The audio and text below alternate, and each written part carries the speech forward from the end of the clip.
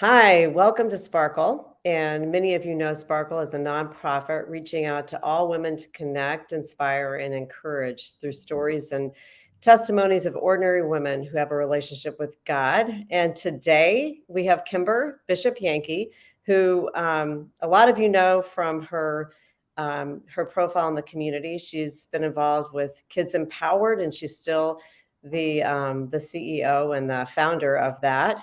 And she also is known all over the community as her bright light in the homeless part of the world. And Kimber, how are you this morning?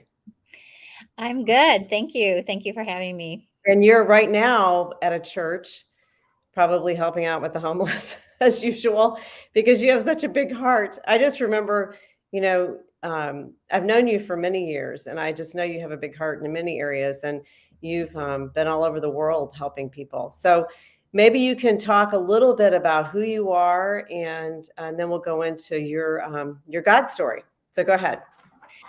So Kimber Bishop-Yanke, I'm the founder of Kids Empowered, which I started 22 years ago. So we help kids with self-esteem, bullying, social skills, friendship issues, anything to empower kids starting from 4 years old to high school. I do coaching also one-on-one, and my husband is a therapist. And when I started my company, I did start a nonprofit as well called Girls Matter. And for the first like 8 years, I put on conferences for kids and parents and did a little bit of work in kids, helping kids in poverty. And then I became the chair of the Oakland County Task Force for Homelessness and Poverty by accident about 4 to 5 years ago, and ended up during the pandemic. I ended up because my business shut down, and I thought this was like a 3 month problem. I ended up doing the actual work of helping homeless families, not just from a high level, but actually doing the on the ground work. And what I found in helping our neighbors just a few miles away from all of us that are facing poverty and homelessness, I think most people would be highly disturbed. As you mentioned, I have traveled to a lot of places around the world to do mission trips. And I spent 8 years volunteering for an organization called Kenya Relief, sending 40-foot containers over, helping get their first school bus, building a cafeteria for 1,000 kids and soccer field. And so I've been exposed to a lot of extreme poverty. Um, and really was not prepared for the poverty that was 5 miles away from me. I volunteered, but I did not know the depth of the situations our neighbors are living in. Yeah, no, I know. And I have seen you. I've been at some of those places with you, not as much as I would like to be, but I have seen some of the warming centers that have been set up and thinking, wow, this is right here. And I think many people, you're right, either stay away from it, don't want to know, or maybe they don't know how to be involved. But maybe at the end, you can tell us how to be involved in that. But can you think down deep of a story that you can tell us about your faith? Well, when I did go to Kenya the first time, I was nervous because I hadn't traveled a lot because of having children, and of course, it was after 9/11 changed everything about flying. And I remember, and I could even get emotional, but I remember doing a prayer on the plane that said, God, please break my heart so that I will want to keep coming back and doing this work. So, like, break my heart and have me do what you want me to do. And like, I had no idea that trip to Kenya. I mean, that totally changed my life. See, I'm getting emotional about it.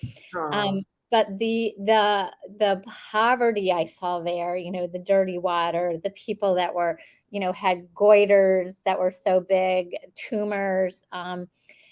when I came back, I probably cried for 6 months. I couldn't even talk about the trip. Um, Wow. and yeah, in future trips, I learned a little bit how to protect myself from going to that level of sadness. You have to.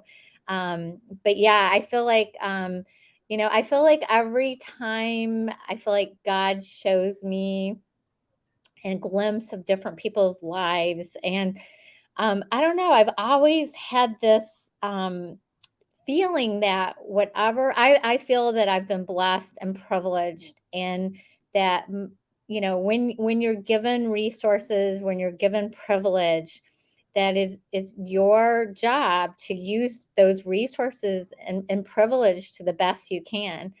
And I feel like people would probably say that the one thing I am is persistent in asking people to join and help and get involved and donate whatever they can, their time, their resources, their money, their expertise, their talent.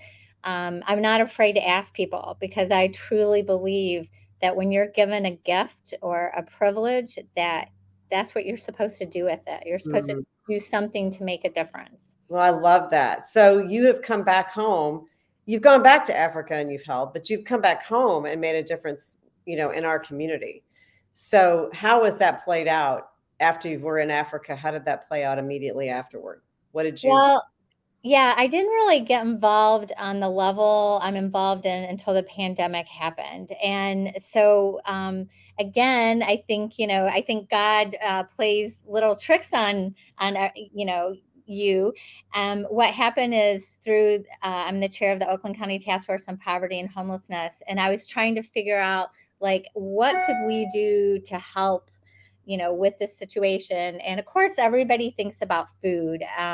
And I had found out that oh, sorry. Did you say something? Oh, okay, sorry. No, that was just a tip. Okay. So I had Okay. found out that from one of the high school nonprofits in Pontiac High School, that there were kids still coming to school hungry. And I was just blown away because of all the food banks, and you see all this activity around food. And she opened my eyes that maybe they don't have cars, or they're working during when the food banks are open, or you only could take one box a month to feed your whole family. And so I decided to do like a little fresh fruits and veggies delivery. It was only going to be 25 homes with no cars. And we are partnering with Micah 6, a wonderful nonprofit in the community. And coincidentally, we planned it March 20th of 2020. And so, Wow. yeah, I mean, like, talk about coincidence. Mhm. And 2 weeks before is when everything shut down. So I spent the next 2 weeks saying, let's go as big as we can, as many families, as much food. And we were working 12-hour days. And to be honest, I feel like this goal of helping people really saved me from getting depressed and down about COVID, because I was so focused on what are people in poverty going to do, because everything is shut down. Mhm. And so we ended up with 200 volunteers that morning, Wow. delivering to 250 families. We ended up with 50 volunteers, and we delivered about a month's worth of food. And then Uh, I found out that Oakland University, Jennifer Lucarelli, was organizing everyone to come under one organization to make sure everybody got food. So I asked her if we could join her. And every Saturday, we started delivering food with 50 volunteers. And what happened is, our volunteers, and this was the beautiful thing that happened out of COVID, was this thing called My COVID Response, which directly put people in touch with people in need. So we didn't have all this, layers, some nonprofit mhm. like standing in the way. We were going right to the people. And what happened is that our volunteers started connecting with our neighbors in need. And the first request was a baby bed. An 8-month-old baby was sleeping in a dresser drawer, which I found out later is okay, but I didn't know that. I was panicked. We got them a baby bed, and then all of a sudden we just started delivering furniture. We've probably delivered over 100 beds just in the last year, and Wow. probably the last 3 years we've probably delivered like 300 beds. We've Wow. got children sleeping on the floor on pull floats.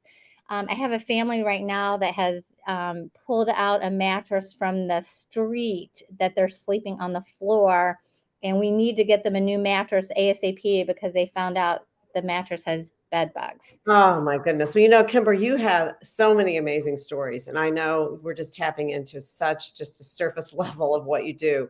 But I am so happy to hear that you were inspired by going to Africa and how God really broke your heart for homeless, and you really have continued. It's just like an overflow. And the fact that you were talking about how when you give back, that it brings joy and you don't really think about yourself. You're just giving because you have a cause and you have a purpose. And I love that. So maybe you can tell, if you want to wrap it up, you can talk about how people can get involved and maybe just a kind of like give people a projection for the future of what you're thinking that you're going to be doing. Yeah. So I'm, as I mentioned, I'm in a meeting at a church, Kirk in the Hills, right now, and we are forming a collaboration of a number of organizations, CCRT, Catholic Community Response Team, my little nonprofit, and a number of other organizations, and we're coming together to collectively put our resources together so that we can serve people in need, in poverty and homelessness better. What we need, of course, is funds. Yeah.